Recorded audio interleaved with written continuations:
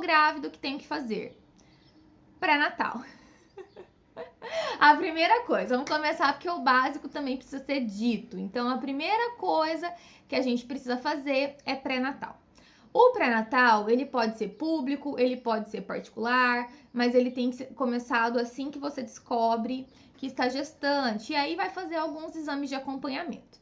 Eu sei que às vezes a gente pensa que, nossa, mas eu gostaria de fazer mais exames, né? Eu gostaria de. A prima da minha vizinha fez X exames que eu não fiz. Então a gente tem que lembrar que cada parto vai ser um parto, cada mulher é uma mulher. A gente tem que ver aonde essa gestação está se enquadrando. Então vamos começar por aí. A gente tem alguns tipos de gestação, tá? A gente tem risco habitual e a gente tem alto risco. Alto risco não quer dizer que é uma coisa muito grave, muito horrível, que impossibilite que você tenha o parto que você deseja. Significa que você tem que acompanhar o seu pré-natal mais de perto. E risco habitual quer dizer que toda gravidez tem risco. Então, ele é habitual, ele não é aumentado. Então, é assim que a gente entende. Como que vamos saber lá no nosso pré-natal, que é o primeiro passo, estou grávida, pré-natal. Nosso segundo passo, como que eu vou saber se esse meu pré-natal é de qualidade? Como eu vou saber se estou sendo bem acompanhada? Como que eu vou saber o que está acontecendo, né, com o meu corpo, se eu estou seguindo aquilo que eu quero, se eu estou sendo conduzida. Como que serei conduzida ou vou conduzir, né, o meu protagonismo no parto? Informação. Informação para a mulher grávida é poder. Então, precisamos estar informadas, meninas. Não existe via de parto que seja horrível.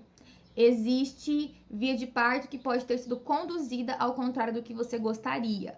Não existe dizer que você não conseguiu algo. Existe dizer, às vezes, que o plano não saiu como bem estabelecido, tá? Então, isso é muito importante. A gente já saber que o Brasil é um país cesarista.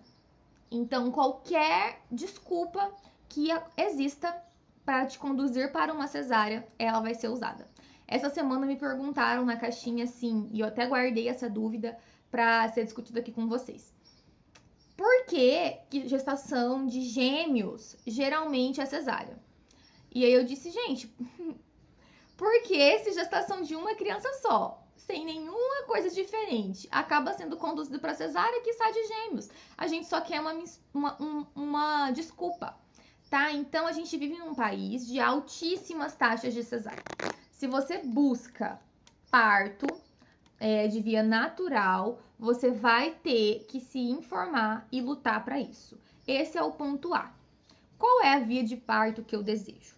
Ah, eu não desejo parto natural, eu não desejo parto normal. Ou ainda pior, né? Eu não desejo parto humanizado. Mulheres, não repitam isso.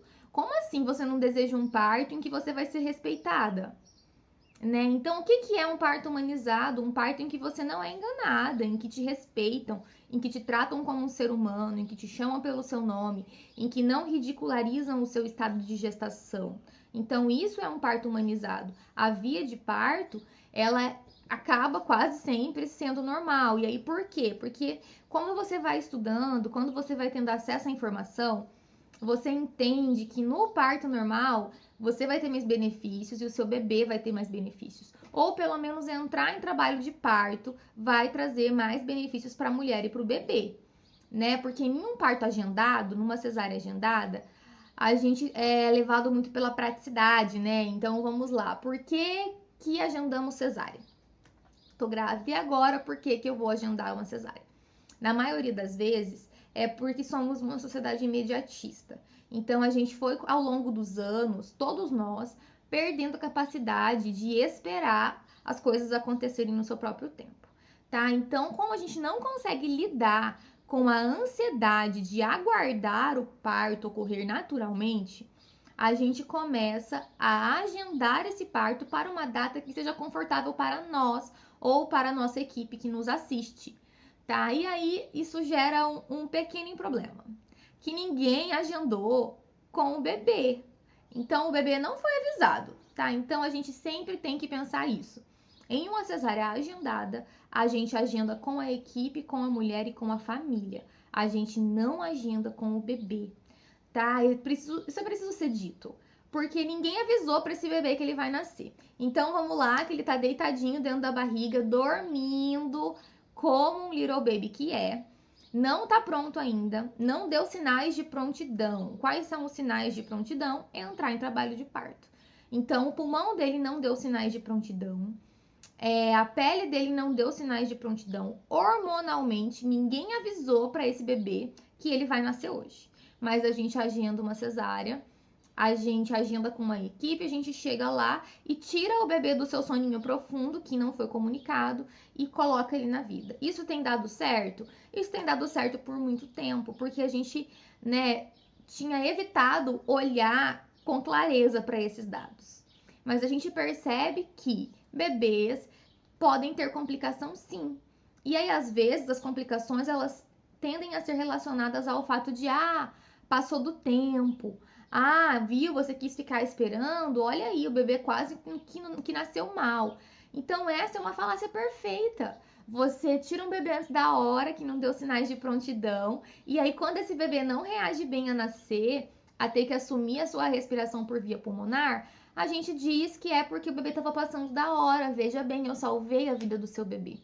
Então, foi se construindo socialmente esse papel de que a cesárea é a melhor opção. Para que a gente vai passar por todo esse processo de parto se eu posso ir lá cortar, abrir e tirar? A gente foi esquecendo que se trata de uma cirurgia que corta 7 camadas da pele.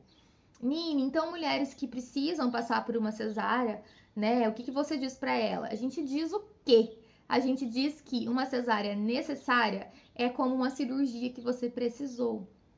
Não é algo que você agendou. Tá bom, mas só de pensar em parto normal, eu me arrepio inteira, eu acho que eu não vou conseguir, eu acho que eu vou desmaiar na hora do parto, eu acho que é melhor eu deixar a minha equipe me conduzir. Então, quase sempre que nós somos conduzidas em algo, a gente é levado a fazer o que as outras pessoas querem, né? Então, no nascimento dos nossos filhos, que, né, geralmente é um dos eventos mais marcantes da nossa vida, será que a gente quer ser conduzida mesmo? A gente tem que pensar um pouco sobre isso, sabe? Então, informação é poder na gestação. Por que informação é poder na gestação? Porque a partir daí a gente pode ter escolhas. Não tem como a gente escolher A ou B se a gente não sabe sobre A ou sobre B. Ou se a gente sabe mitos, né? Coisas que são ditas há muito tempo para que a gente acredite nisso. A gente tem que recuperar aí o nosso feminino, né? E aí eu vou dizer agora uma frase muito polêmica. Mulheres foram feitas para parir. Isso não quer dizer que toda mulher seja obrigada a parir, né? Que estou eu 30 anos, nunca tive um bebê. Se fosse para eu achar que a única razão da minha vida era ter um parto, eu teria que ter começado bem mais cedo, né? Porque daí a gente teria tempo de ter vários filhos. Então não é isso que a gente quer dizer quando a gente diz que mulheres foram feitas para parir. Mulheres foram feitas para parir porque o nosso corpo trabalha para isso. Se a gente souber respeitar os processos, ter paciência, aguardar entrar em trabalho de parto natural, não ficar pedindo 1 milhão de exames desnecessários. Quanto mais exame a gente faz, às vezes sem necessidade, mais nos conduz para uma cesárea desnecessária. Se a gente puder aguardar e entender que o nosso corpo trabalha para o parto, a gente recuperaria essa autonomia sobre os nossos corpos. Então, mulheres protagonistas do seu parto, por que eu bato tanto nessa tecla, né? O que isso quer dizer? A gente precisa entender que não vamos desmaiar de dor e que não tem esse negócio de, ela não vai dar conta. Todas as vezes que alguém diz que uma mulher não vai dar conta do seu parto, morre um pedacinho de nós, da nossa alma coletiva feminina. Mulheres, como que não vai dar conta? Se a gente não tivesse uma sociedade que o tempo todo aguarda apenas um momento da mulher dizer que não tá aguentando, ou que tá com muita dor, ou que esse parto vai ser um pouco mais longo, a gente conseguiria sim muito mais vezes. A gente teria taxas de cesárea bem mais baixas. Então, os partos que são que começam normal e acabam em cesárea, eles podem sim ter recebido os benefícios hormonais relacionados a isso, mas na grande maioria das vezes eles não estão relacionados ao fato da mulher não dar conta. Mulheres não desmaiam em trabalho de parto, tá? Então, mulher, você que está aí, que estão dizendo pra você que você é mole pra dor, você não vai aguentar, você não aguenta a vez que quebrou o dedo, quem dirá você vai aguentar um parto, ou você não vai dar conta. A hora que começar as contrações, você vai pedir cesárea. Você vai implorar por uma cesárea, porque é muito mais rápido, é muito mais prático. Mulheres, me escutem com a voz da experiência, escutem a sua ancestralidade. A gente consegue, tá? Consegue porque o nosso corpo trabalha para isso. Trabalha com perfeição. Então, lá no terceiro trimestre, a gente já tem produção de hormônios que chama relaxina, que começam a afrouxar as articulações. Voltei. Acho que eu voltei.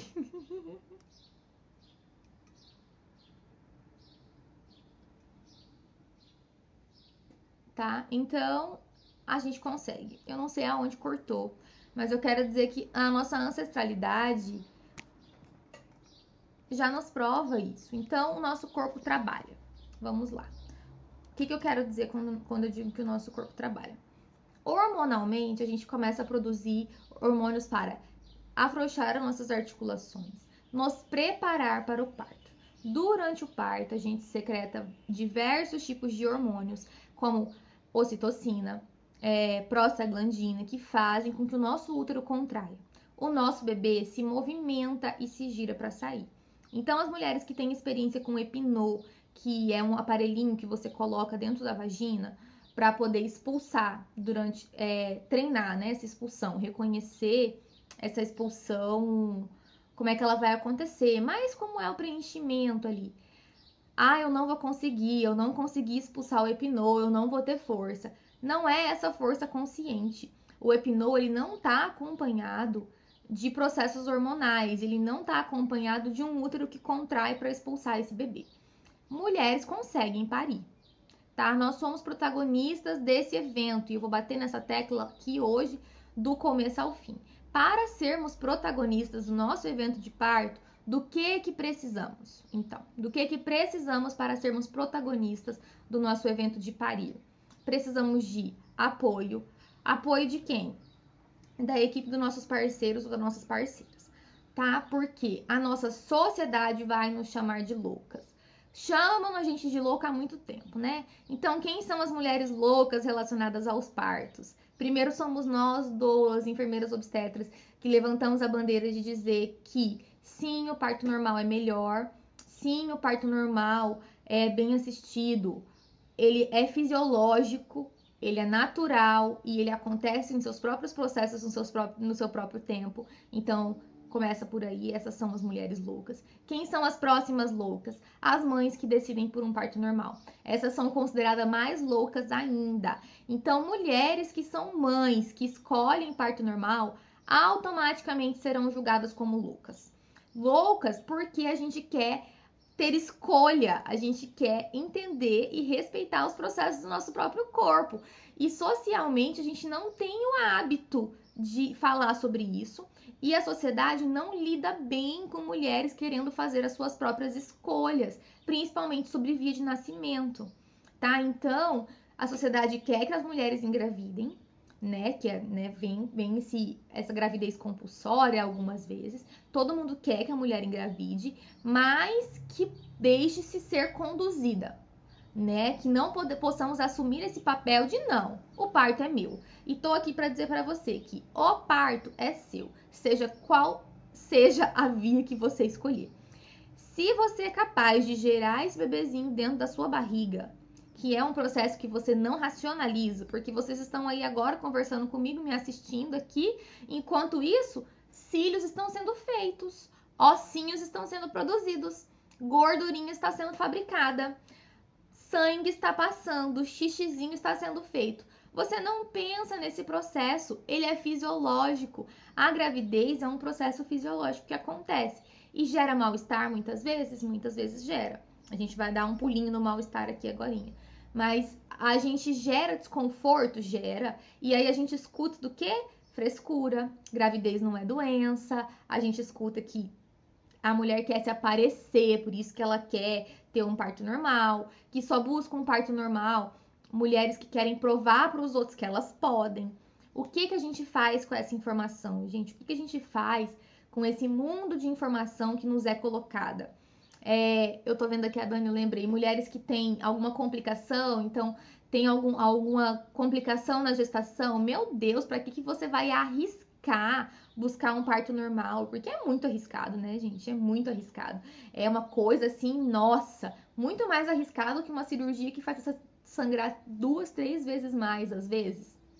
Não é, não tem nem lógica isso. Como você pode dizer que um processo fisiológico natural que acontece sem nenhuma intervenção, que a mulher entra em trabalho de parto, progride o seu parto, tem o seu parto, muitas vezes com 0 intervenções, é mais arriscado do que uma cirurgia? A gente tem que pensar um pouco sobre isso. Ai, só tem o parto, então as mulheres que não podem escolher? Muito pelo contrário. Hoje só consegue parto normal as mulheres que têm condição de escolher e entender qual é o melhor processo para ela e para o seu bebê, tá? Então, hormonalmente, psicologicamente, a gente tem mais vantagens escolhendo a nossa via de parto. Escolher a nossa via de parto, qual que é a melhor parto que a gente pode ter? Aquele em que a gente não é enganado, tá? Em que não falam pra gente assim, não, tá muito cedo para falar sobre parto, não vamos pensar sobre isso. A gente tem quase 10 meses de gestação, gente. Usem esse tempo.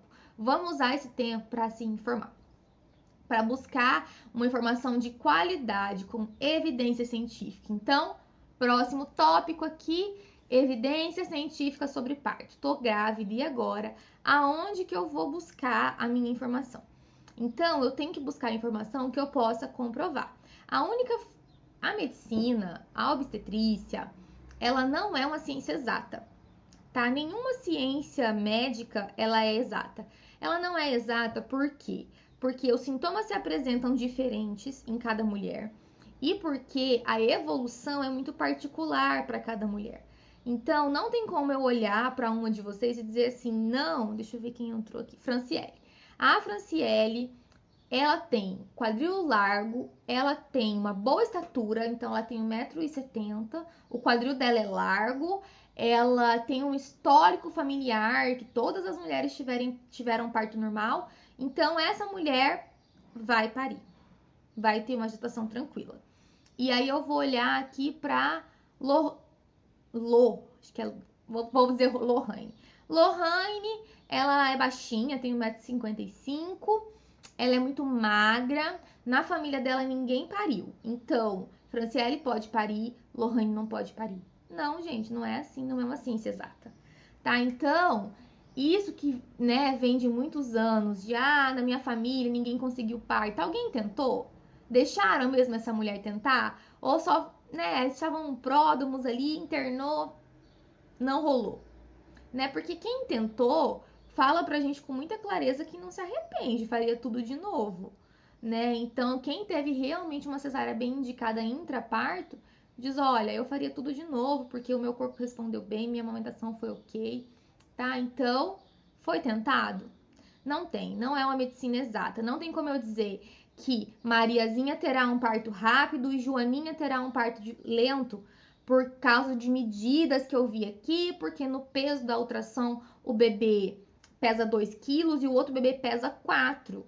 Isso não está relacionado ao momento do parto. Então, a gente tem que ir lutando mesmo no nosso consciente aqui, no nosso inconsciente e no nosso consciente contra esses mitos que alugam espaços na nossa cabeça. Porque toda mulher que diz que optou pelo parto normal, ela vai ser julgada, ela vai ser chamada de louca, ela vai ser dito, você não vai conseguir, você não dá conta dessa dor, fulano não conseguiu, será que vale a pena? Então, a gente tem que ir se informando já na gestação. Então, tô grávida, comecei meu pré-natal, começo a buscar informação de qualidade sobre parto, para daí eu poder decidir aquilo que eu realmente quero. Informação de qualidade, ela é alcançada com o entendimento de que a medicina não é uma ciência exata, com o entendimento dos nossos padrões socioculturais que condena mulheres que escolhem parto normal, condena as equipes que buscam parto normal humanizado. Se não é fácil para a mulher, também não é fácil para a equipe. Ou vocês acham que em quase todo lugar que eu vou, eu também não escuto as pessoas dizendo para mim assim: olha lá, a Nina agora tá inventando moda. Inventando moda, gente? Como é que eu tô inventando parto? Mulher de Deus, parto existe desde sempre. Cirurgia que é uma coisa nova. Agora, parto existe desde sempre. O que a gente está inventando, então, é respeito ao protagonismo materno, que é uma coisa que já devia ter sido inventada faz tempo. Olha aqui, alguém falou para mim que o que ela mais escuta é que não vai dar conta da dor, que não vai suportar. Pois eu digo, gata, que você vai, tá? Então acredite que você vai. E você vai porque é fisiológico e porque você vai buscar apoio e porque você está informada. Se você está aqui 10h40 da manhã assistindo uma live sobre estou gestante agora, é porque você está preparada, você está se preparando. O parto é seu, ele começa na sua cabeça e ele termina por resposta fisiológica do seu corpo. Então, o que eu quero dizer para vocês quando eu digo que o parto acontece na cabeça? Porque essas coisas desnecessárias que nos dizem durante a gestação, de que talvez essa não seja a nossa melhor escolha, de que a gente vai deixar o bebê passar da hora, essa eu não tinha falado ainda, né? O bebê vai passar da hora, que a gente está sendo egoísta e não está pensando no bebê. Então, isso vai entrando num lugar íntimo aqui na nossa cabeça. Isso, na hora do parto, se não for resolvido antes, isso toma conta da gente, tá? Então isso cresce na nossa cabeça. Então, mulheres que estão aqui comigo, vamos parir as nossas dores e os nossos medos antes de parir nossos bebês, tá? Então, tenho medo, eu tenho angústia, eu tenho que conversar sobre isso. Vamos parir os nossos medos e as nossas dúvidas antes de parir nossas crianças. Porque na hora do parto é um momento muito difícil de lidar com isso. Porque é um momento realmente de dor e fragilidade. Não tô aqui para dizer para ninguém que o parto não vai doer. Estou aqui para dizer que a dor do parto, ela é transformadora e você é capaz de passar por ela porque você não está passando dor para nada. Olha que diferença. Dor é diferente de sofrimento, tá? Então, vamos pensar sobre isso. Dor é uma coisa, sofrimento é outra coisa. Sofrer é quando você passa por uma situação que você não consegue tirar o proveito dela. Então você tá com pedra de rins. Aquela dor é terrível e você vai tirar qual o proveito desse momento de dor? Vai pôr uma pedra para fora? Vai ter uma história para contar? Mas não é algo que te traga ganhos. Hormonalmente não te trouxe ganho, emocionalmente não te trouxe ganho. Dor do parto é uma dor que traz o seu bebê para você. Ela é rápida, ela não é constante, ela tem pausas para você descansar e quando ela chega ao final, ela traz uma recompensa de um bebê, na grande maioria das vezes, esmagadora maioria das vezes saudável, que vai responder bem a estímulos, que vai receber toda uma flora bacteriana da região vaginal, uma mãe que se recupera super bem, que vai ter uma descida do leite mais tranquila, que vai poder se levantar e deitar e voltar para as suas atividades diárias com mais tranquilidade, tá? Então, dor e sofrimento são coisas diferentes. As mulheres dão conta de parir, porque é um processo fisiológico normal e natural. Eu já devo ter repetido isso umas 5 vezes. Toda vez que eu vejo que alguém entrou, eu falo, gente, essa live aqui é para dizer que vocês dão conta, tá? Então, me perguntaram algumas coisas na caixinha. Nina, eu posso desmaiar no momento do meu parto? Não vai desmaiar, tá? Mulheres lindas, vocês não desmaiam. Existe, às vezes, uma sensação de desmaio, que é praticamente uma perda de consciência, de exaustão materna. Mulheres ficam muito cansadas mesmo, porque a gente vai usar muito da nossa musculatura, né? Então, na contração, a gente tem um gasto de energia física muito grande, mas não desmaia. Geralmente, quem desmaia é o acompanhante, que nem passou a dor. tá? Então, a gente não desmaia, né, durante o trabalho de parto. E aquela tremedeira que as mulheres sentem, né? Aquela tremedeira, o tremor dos músculos, é a musculatura mesmo que tá cansada. E se eu sentir cãibra, posso sentir cãibra? Pode até sentir, mas isso não vai atrapalhar o seu puxo, tá? Então, puxo vai acontecer com naturalidade e isso vai rolar, não vai ter desmaio. A gente começou o pré-natal, recapitulando, e aí a gente foi buscar informação sobre o nosso parto. Essa informação, ela vem muito acompanhada de mito, então a gente tem que ter um pouquinho de cuidado. Qual que é a informação de qualidade? Aquela informação que eu consigo ver a evidência científica dela. Porque a gente precisa pegar mulheres que foram estudadas, grandes grupos de mulheres que foram estudadas relacionadas a determinado assunto. Como esse grande grupo de mulheres reagiu, né? Então, grande grupo de mulheres que foram apresentadas a episiotomia. Então, episiotomia de rotina, por exemplo. Episiotomia é o pique, tá, gente? É o corte no períneo ali para se prevenir laceração. Então, existem estudos que são fortes, né? Que são com muitas mulheres, que foram realizados em vários lugares do país, dizendo que não é visto como uma prática aceita, pois você causa uma lesão perineal com a intenção de prevenir uma lesão perineal. E aí você nem sabe se a lesão perineal ia acontecer mesmo ou se ela não iria. E aí a gente percebe que existem mais lacerações acontecidas relacionadas a partos mal conduzidos. A Jéssica perguntou alguma coisa aqui. Quando eu descobri a gravidez, me disseram para assistir renascimento do parto. E é bem pesado, mas eu achei super necessário. Exatamente, tem renascimento do parto 1, 2 e 3, tá? Então, é necessário. É necessário para que possamos entender o que estamos enfrentando, tá? Então, Jéssica, vou dar o exemplo da Jéssica. Jéssica, muito obrigada por estar aí. Você quer ser protagonista do seu parto. Então, você é uma mulher que decidiu que na sua gestação, no seu parto, vão ser sobre você e seu bebê, e não sobre as histórias que você ouviu. Porque a gente conta pouco boas histórias, né? A gente fica bem mais sabendo das histórias tristes de parto do que das boas histórias. E aí você decidiu que será protagonista. O que você vai ter que enfrentar? Quando você abre a portinha da maternidade, gente, você abre um mundo que mulheres que não são mães ou que não estão se preparando nunca imaginou existir. Então você abre uma porta assim que ela é cheia de departamentos e um corredor enorme e extenso de assuntos em que a gente não debate sobre eles, a gente não conversa sobre isso. E as únicas informações que chegam pra gente são mulheres que, né, sofreram violência obstétrica ou mulheres que sofreram algum tipo de parto traumático ou bebês que passaram por alguma situação que na grande maioria das vezes foram partos mal conduzidos, que acabaram em tragédia, e um enorme número de partos cesáreas como salvadores da pátria.